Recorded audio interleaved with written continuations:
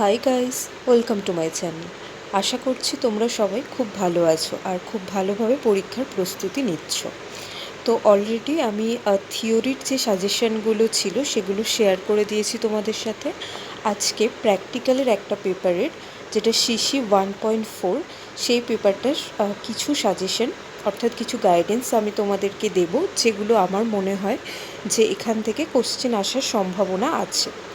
তো প্রথমেই আমি যেটা তোমাদের বলবো যে প্র্যাকটিক্যাল পরীক্ষা নিয়ে যারা খুব ভয় পাচ্ছ তাদেরকে বলছি যে ভয় পাওয়ার কিন্তু কিচ্ছু নেই। প্র্যাকটিক্যাল পরীক্ষা তোমাদের ইজি হবে, তোমাদের সেন্টার পড়বে তোমাদের ইউনিভার্সিটিতেই। আর সম্ভবত এই পেপারটা মানে সিসি 1.4-এর যে পেপারটা রয়েছে সেটা দুদিন ধরে হবে, অর্থাৎ দুটো ব্যাচে এই পেপারটা সাধারণত হয়ে থাকে, মানে আগের সেমিস্টারে আগের ইয়ারে এরকমই হয়েছিল। আচ্ছা, এবার এখান থেকে যেগুলো আসতে পারে সেগুলো তোমাদেরকে একটু আমি বলে দিই। দেখো, প্রথমেই যেটা আছে এই ইউনিটের যে প্রথমটা, এই যে referencing scheme, survey of India, topographical map, aerial photography and satellite image, এই যে ইউনিটটা রয়েছে এটা থেকে আই থিঙ্ক তোমাদের অ্যাসেসমেন্টে একটা কোশ্চেন এসেছিল। তবে আমার মনে হয় না যে প্র্যাকটিক্যাল এক্সামের দিন তোমাদের এত ডিফিকাল্ট একটা কোশ্চেন দেবে। তো তোমরা এখান থেকে একটু দেখে যেতে পারো যে যদি বাই চান্স দিয়ে দেয়, বাট মনে হয় না যে দেবে। এখান থেকে দেখে যাবে যে তোমাদের ওই যে নাম্বার সিস্টেমটা কিভাবে হচ্ছে, মানে degree sheet, million sheet, inch sheet, half degree sheet, এই সিটের যে নাম্বারিংটা সেটা কিভাবে হচ্ছে, এই থেকে একটা কোশ্চেন আসলেও আসতে পারে। তো এটা একবার দেখে যেতে পারো। আর সেকেন্ড দেখো, এই যে morphometric analysis, basin slope, thematic maps and diagrams, এখান থেকে মোস্ট ইম্পর্টেন্ট যেটা রয়েছে সেটা হচ্ছে এখানে এভারেজ স্লোপ ম্যাপটা। এভারেজ স্লোপ ম্যাপটা দেখে যাবে, অ্যান্ড ড্রেনেজ ডেন্সিটির যে ম্যাপটা সেটা দেখে যাবে। এই দুটো দেখে যাবে অবশ্যই। আর এই দুটোও আবার রিভার বেসিনের উপর দেখে যাবে।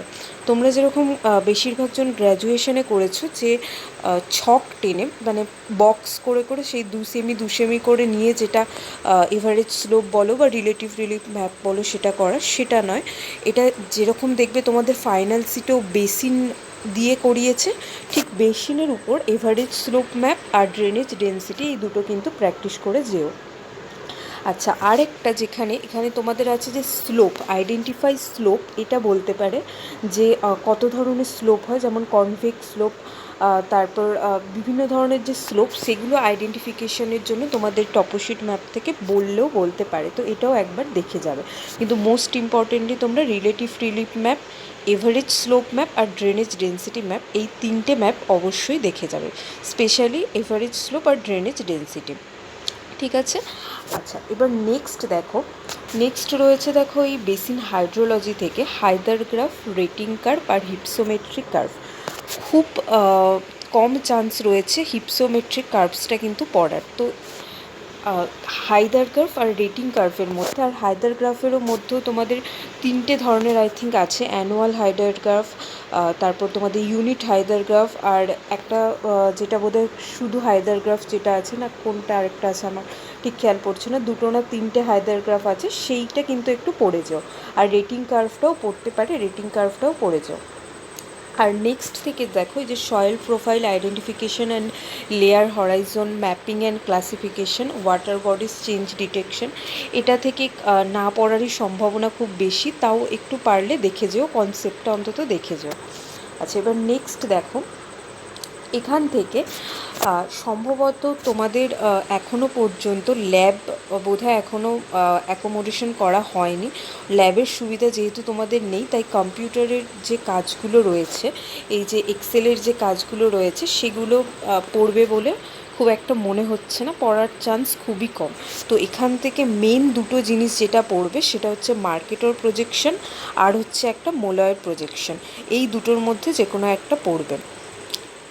একবার খেয়াল করে দেখবে যে তোমাদের যে দুটো ডেটে এক্সাম হবে, একটা ডেটে যদি মার্কেটের প্রজেকশন পড়ে তাহলে পরের ডেটে কিন্তু মোলয়ের প্রজেকশন আসতে পারে।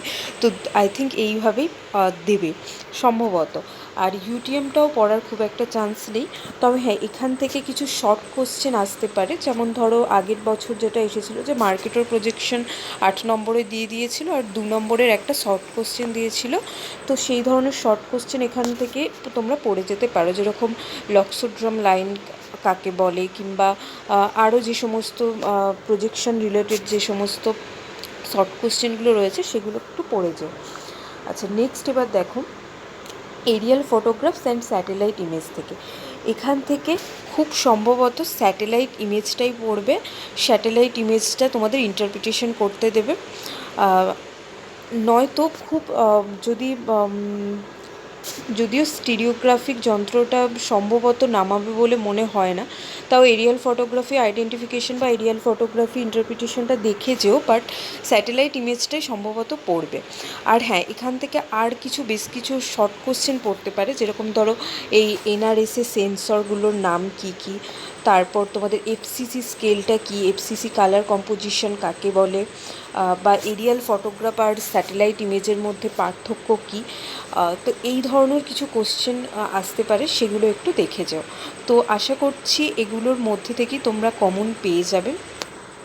তো খুব ভালোভাবে প্রিপারেশান নাও, প্র্যাকটিক্যাল এক্সামটা খুব ভালোভাবে দাও। প্র্যাকটিক্যাল এক্সামে নম্বর তোলাটা কিন্তু অনেক মানে সুবিধা হয়, অনেক ইজি আছে নাম্বার তোলাটা। তো খুব ভালোভাবে প্রিপারেশান নিয়ে পরীক্ষা দিয়ে এসো। All the best.